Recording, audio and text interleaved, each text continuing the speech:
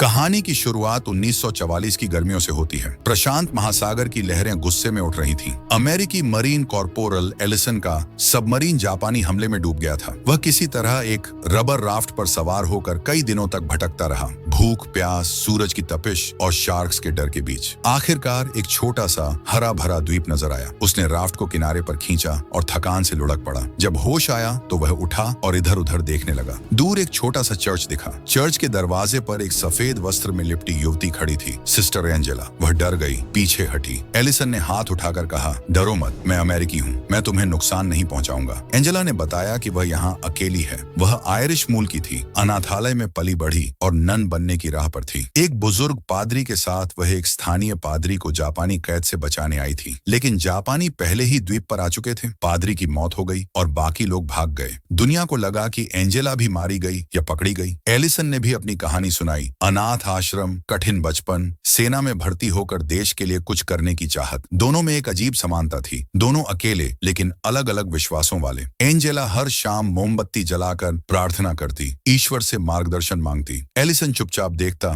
सोचता कि इतना भरोसा कहां से आता है। दिन बीतने लगे। एलिसन पेड़ों पर चढ़कर नारियल, केले, आम तोड़ता। एंजेला मछली पकड़ने में मदद करती। एक दिन कछुआ पकड़ने गए। एलिसन रस्सी से बंधा राफ्ट पर बैठा, लेकिन लहरों ने उसे गिरा दिया। एंजेला ने हाथ पकड़कर खींचा। दोनों हंस पड़े, पहली बार इतनी खुलकर। शाम को कछुए का मांस पकाकर खाया। एलिसन बोला, यह द्वीप हमारा घर बन सकता है। अगर कोई न आए तो भी हम जी लेंगे। धीरे धीरे उनके बीच एक गहरा रिश्ता बनने लगा। एलिसन एंजेला को जंगल में फूल तोड़कर देता। एंजेला उसे अपनी प्रार्थनाओं में शामिल करने की कोशिश करती, लेकिन एलिसन कहता, मैंने ईश्वर को बहुत कुछ मांगा था, कभी सुना नहीं। अब मैं खुद पर भरोसा करता हूँ। एक रात जापानी लड़ाकू विमान आए। दोनों घने झाड़ियों में छिप गए। अगले दिन भयंकर बमबारी हुई। उनका छोटा सा घर, चर्च, सब तबाह। जापानी सैनिक उतरे मौसम स्टेशन बनाने के लिए। एलिसन का राफ्ट भी जला दिया। दोनों एक गहरी गुफा में शिफ्ट हो गए। गुफा में दिन काटना मुश्किल था। एंजेला कहती, मैं खुद को सौंप दूं, शायद वे नन को कुछ न करें और तुम भाग सको। एलिसन गुस्से से बोला, नहीं, वे तुम्हें भी मार सकते हैं या बदतर कुछ। हम साथ रहेंगे, साथ लड़ेंगे। रातें डरावनी हो गईं। एलिसन चुपके से जापानी कैंप में जाता, खाना चुराता। एक रात एक सैनिक ने देख लिया। एलिसन ने छिपकर पूरी रात गुजारी। सुबह बैग भरकर लौटा। एंजेला रो पड़ी। उसे लगा एलिसन चला गया या मारा गया। एलिसन ने उसे गले लगाया,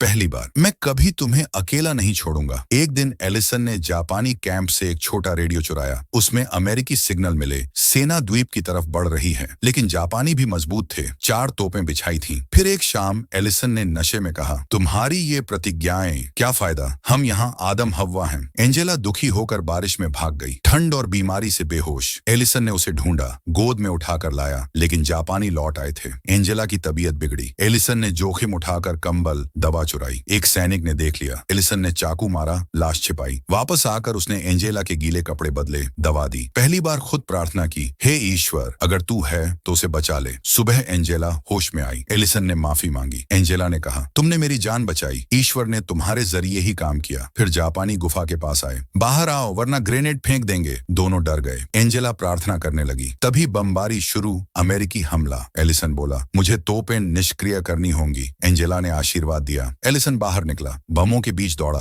घायल हुआ, लेकिन चारों तोपों के ब्रिज ब्लॉक निकाल दिए। अमेरिकी लैंडिंग सफल हुई। एंजेला बाहर आई। एलिसन को घायल देखकर रो पड़ी। उसने उसका इलाज किया। अमेरिकी सेना ने द्वीप कब्जा कर लिया। एलिसन को स्ट्रेचर पर ले जाया जा रहा था। एंजेला उसके साथ चली। एलिसन ने कहा, अब हम अलग हो रहे हैं, मैं तुम्हें कभी नहीं भूलूंगा। एंजेला ने आंसू पोंछते हुए कहा, तुम मेरे लिए ईश्वर का संदेश बन गए। मैं नन बनूंगी, लेकिन तुम्हारा प्यार मेरे दिल में रहेगा। शायद युद्ध खत्म होने के बाद, अगर ईश्वर ने चाहा तो हम फिर मिले। एलिसन को अस्पताल ले जाया गया। एंजेला को एक अमेरिकी जहाज पर सुरक्षित भेजा गया। युद्ध खत्म हुआ। साल बीत गए। 1950 में एक छोटे से चर्च में एंजेला अब फाइनल वाउज ले चुकी थी, लेकिन वह कभी पूरी तरह खुश नहीं हुई। एक दिन चर्च के बाहर एक आदमी खड़ा था, एलिसन। घायल होने के बाद वह रिटायर हो गया था। वह दुनिया घूमता रहा, लेकिन एंजेला को ढूंढता रहा। दोनों की नजरें मिली। एलिसन बोला, मैंने वादा किया था, मैं तुम्हें कभी नहीं भूलूंगा। एंजेला मुस्कुराई, और मैंने कहा था, तुम हमेशा मेरे दिल में रहोगे। वे चर्च के बाहर बैठे। एलिसन ने कहा, मैं तुम्हें जबरदस्ती नहीं लूंगा, लेकिन अगर कभी तुम्हें लगे कि